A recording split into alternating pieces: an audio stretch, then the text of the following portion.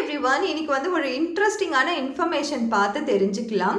So what is Akashic record and what is Akashic tarot reading? இது ரெண்டுமே ஒன்றா R இதுக்கு இருக்கிற டிஃப்ரென்ஸ் என்ன அப்படின்னு நம்ம பார்த்து தெரிஞ்சுக்கலாம்.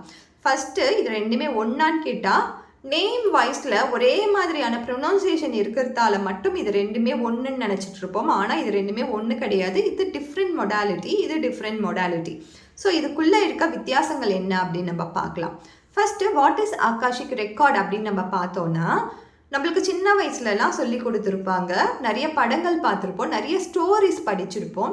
நம்மளுடைய புண்ணிய கணக்குகள் ஒவ்வொரு நிமிஷமும் ஒவ்வொரு வினாடியும் சித்திரகுப்தர் வந்து ஒரு நோட்டில் எழுதி வச்சுட்டே தான் இருக்காரு அப்படின்னு சொல்லி நம்மளுக்கு சொல்லியிருப்பாங்க.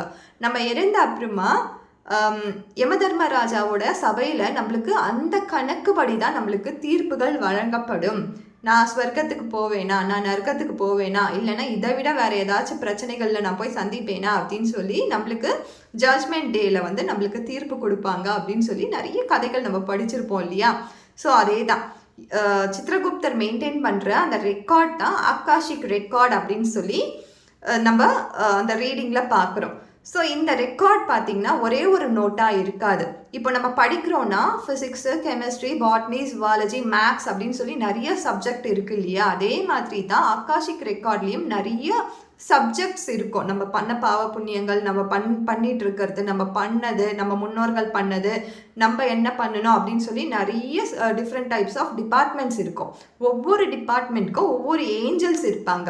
ஸோ இதை படிக்கிறவங்க டீப்பான மெடிடேஷன் பண்ணி அந்த ஏஞ்சல் கூட ஒரு கனெக்டிவிட்டியை கனெக்ட் பண்ணி வச்சுருப்பாங்க.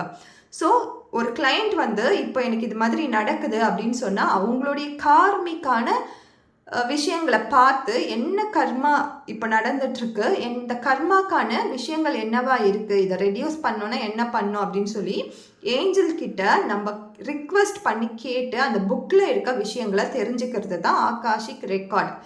நம்ம என்ன பண்ணுறோன்னா ஒவ்வொரு டிபார்ட்மெண்ட்டில் இருக்கக்கூடிய ஏஞ்சல்ஸ் கூட கனெக்ட் ஆகி அவங்கக்கிட்ட ரிக்வெஸ்ட் தான் பண்ணுறோம், ரிக்வெஸ்ட் பண்ணி கேட்குறோம்.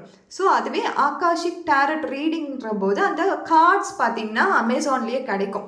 ஆகாஷிக் டேரட் கார்ட்ஸ்ன்னு போட்டாலே கிடைக்கும். 1200, 1150 அந்த மாதிரி ரேஞ்சஸில் இருக்கும்.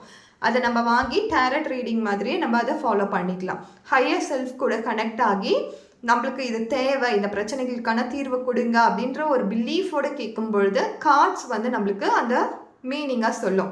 ஸோ ரெண்டுத்துக்குமே பெரிய டிஃப்ரென்ஸ் இருக்குது. இது வேறு விதமான ஜேர்னல், இது வேறு விதமான ஜேர்னல், அதனால ரெண்டுமே ஒன்று கிடையாது. தேங்க்யூ.